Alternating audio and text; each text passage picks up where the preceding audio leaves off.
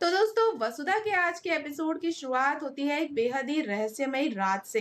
आधी रात का वक्त है और पूरा घर शांत है। वसुधा किसी काम से जागती है और तभी उसकी नजर चंद्रिका पर पड़ जाती है। वसुधा देखती है कि चंद्रिका अपनी नींद में बहुत ज्यादा बेचैन है।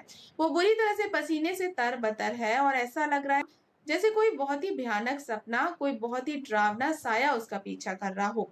जी हाँ दोस्तों, चंद्रिका को एक बार फिर वही पुराना खौफनाक सपना आ रहा है, लेकिन इस बार कुछ अलग होता है। चंद्रिका नींद में कुछ बड़बड़ाने लगती है। वसुधा को चिंता होती है और वो धीरे धीरे चंद्रिका के पास जाती है।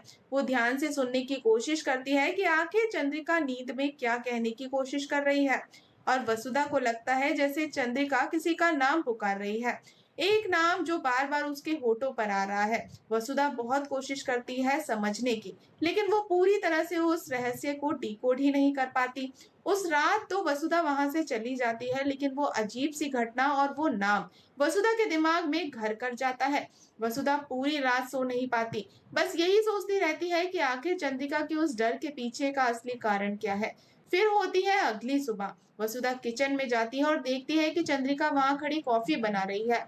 माहौल बिल्कुल शांत और नॉर्मल सा लग रहा होता है। वसुधा सोचती है कि क्यों ना रात वाली बात चंद्रिका से पूछ ली जाए।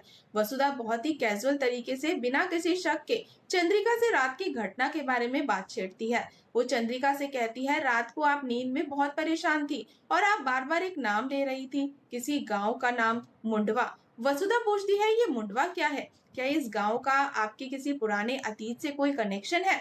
और दोस्तों, जैसे ही ये शब्द मुंडवा चंद्रिका के कानों में पड़ता है, उसके पैरों तले तो जैसे जमीन ही खिसक जाती है। चंद्रिका इतनी बुरी तरह से चौंक जाती है कि उसके हाथों से कॉफी छूटकर जमीन पर गिर जाती है। चंद्रिका के चेहरे का रंग पूरी तरह से उड़ जाता है। उसकी आंखों में एक अजीब सा खौफ और घबराहट दिखती है।